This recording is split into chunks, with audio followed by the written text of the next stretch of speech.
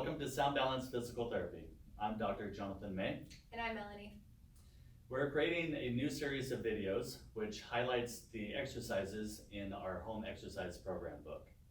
And you can find a link to that book in the description below.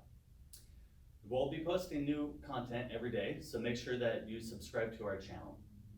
And be sure to hit the notification bell below so you can be notified every time we post.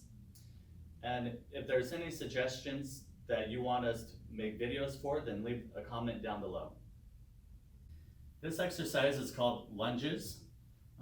Like squats, lunges work all of your muscles in your legs, works your quads in the front, hamstrings in the back, and it works your glutes in your buttocks. So this is done. You can use weights to make this more difficult, or you can do it without weights. Either way is fine. So this is done by standing with your feet just as you would normally stand, and you take a step forward, and then you're going to come down so that your knees create a 90-degree bend in both knees, and then you just step back as you come up. Good.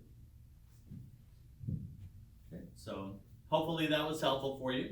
If you want to see more content like that from us, go ahead and hit subscribe down below. Thanks for watching, and keep moving.